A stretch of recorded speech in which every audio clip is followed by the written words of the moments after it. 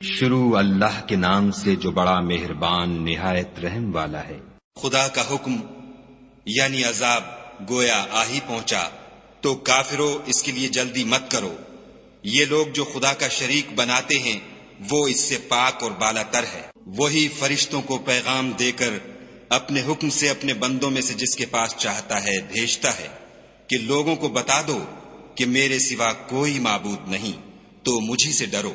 اسی نے آسمانوں اور زمین کو مبنی بر حکمت پیدا کیا، اس کی ذات ان کافروں کے شرک سے اونچی ہے۔ اسی نے انسان کو نطفے سے بنایا مگر وہ اس خالق کے بارے میں اعلانیہ جھگڑنے لگا۔ اور چار پایوں کو بھی اسی نے پیدا کیا، ان میں تمہارے لیے جڑاول اور بہت سے فائدے ہیں، اور ان میں سے بعض کو تم کھاتے بھی ہو۔ اور جب شام کو انہیں جنگل سے لاتے ہو اور جب صبح کو جنگل چرانے لے جاتے ہو تو ان سے تمہاری عزت و شان ہے۔ اور دور دراز شہروں میں جہاں تم زحمت شاقہ کے بغیر پہنچ نہیں سکتے وہ تمہارے بوجھ اٹھا کر لے جاتے ہیں۔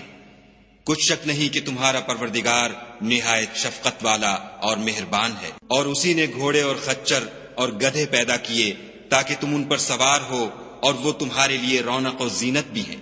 اور وہ اور چیزیں بھی پیدا کرتا ہے جن کی تم کو خبر نہیں۔ اور سیدھا رستہ تو خدا تک جا پہنچتا ہے، اور بعض رستے ٹیڑھے ہیں وہ اس تک نہیں پہنچتے، اور اگر وہ چاہتا تو تم سب کو سیدھے رستے پر چلا دیتا۔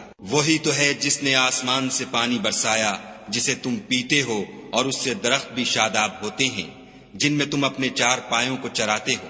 اسی پانی سے وہ تمہارے لیے کھیتی اور زیتون اور کھجور اور انگور اور بے شمار درخت اگاتا ہے، اور ہر طرح کے پھل پیدا کرتا ہے۔ غور کرنے والوں کے لیے اس میں قدرت خدا کی بڑی نشانی ہے۔ اور اسی نے تمہارے لیے رات اور دن اور سورج اور چاند کو کام میں لگایا، اور اسی کے حکم سے ستارے بھی کام میں لگے ہوئے ہیں۔ سمجھنے والوں کے لیے اس میں قدرت خدا کی بہت سی نشانیاں ہیں۔ اور جو طرح طرح کے رنگوں کی چیزیں اس نے زمین میں پیدا کی سب تمہارے زیر فرمان کر دیں۔ نصیحت پکڑنے والوں کے لیے اس میں نشانی ہے۔ اور وہی تو ہے جس نے دریا کو تمہارے اختیار میں کیا تاکہ اس میں سے تازہ گوشت کھاؤ، اور اس سے زیور موتی وغیرہ نکالو جسے تم پہنتے ہو، اور تم دیکھتے ہو کہ کشتیاں دریا میں پانی کو پھاڑتی چلی جاتی ہیں۔ اور اس لیے بھی دریا کو تمہارے اختیار میں کیا کہ تم خدا کے فضل سے معاش تلاش کرو تاکہ اس کا شکر کرو۔ اور اسی نے زمین پر پہاڑ بنا کر رکھ دیے کہ تم کو لے کر کہیں جھک نہ جائے، اور نہریں اور رستے بنا دیے تاکہ ایک مقام سے دوسرے مقام تک آسانی سے جا سکو۔ اور رستوں میں نشانات بنا دیے، اور لوگ ستاروں سے بھی رستے معلوم کرتے ہیں۔ تو جو اتنی مخلوقات پیدا کرے کیا وہ ویسا ہے جو کچھ بھی پیدا نہ کر سکے؟ تو پھر تم غور کیوں نہیں کرتے؟ اور اگر تم خدا کی نعمتوں کو شمار کرنا چاہو تو گن نہ سکو، بے شک خدا بخشنے والا مہربان ہے۔ اور جو کچھ تم چھپاتے اور جو کچھ ظاہر کرتے ہو سب سے خدا واقف ہے۔ اور جن لوگوں کو یہ خدا کے سوا پکارتے ہیں وہ کوئی چیز بھی تو نہیں بنا سکتے بلکہ خود ان کو اور بناتے ہیں۔ وہ لاشیں ہیں بے جان، ان کو یہ بھی تو معلوم نہیں کہ اٹھائے کب جائیں گے۔ تمہارا معبود تو اکیلا خدا ہے، تو جو آخرت پر ایمان نہیں رکھتے ان کے دل انکار کر رہے ہیں اور وہ سرکش ہو رہے ہیں۔ یہ جو کچھ چھپاتے ہیں اور جو ظاہر کرتے ہیں خدا ضرور اس کو جانتا ہے۔ وہ خدا سرکشوں کو ہرگز پسند نہیں کرتا۔ اور جب ان کافروں سے کہا جاتا ہے کہ تمہارے پروردگار نے کیا اتارا ہے تو کہتے ہیں کہ وہ تو پہلے لوگوں کی حکایتیں ہیں۔ اے پیغمبر ان کو بکنے دو، یہ قیامت کے دن اپنے اعمال کے پورے بوجھ بھی اٹھائیں گے، اور جن کو یہ بے تحقیق گمراہ کرتے ہیں ان کے بوجھ بھی اٹھائیں گے۔ سن رکھو کہ جو بوجھ یہ اٹھا رہے ہیں برے ہیں۔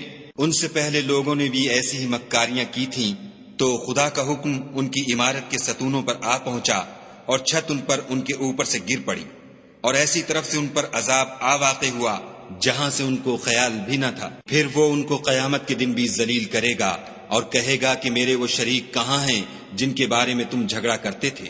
جن لوگوں کو علم دیا گیا تھا وہ کہیں گے کہ آج کافروں کی رسوائی اور برائی ہے۔ ان کا حال یہ ہے کہ جب فرشتے ان کی روحیں قبض کرنے لگتے ہیں اور یہ اپنے ہی حق میں ظلم کرنے والے ہوتے ہیں تو مطیع و منقاد ہو جاتے ہیں اور کہتے ہیں کہ ہم کوئی برا کام نہیں کرتے تھے، ہاں جو کچھ تم کیا کرتے تھے خدا اسے خوب جانتا ہے۔ سو دوزخ کے دروازوں میں داخل ہو جاؤ، ہمیشہ اس میں رہو گے۔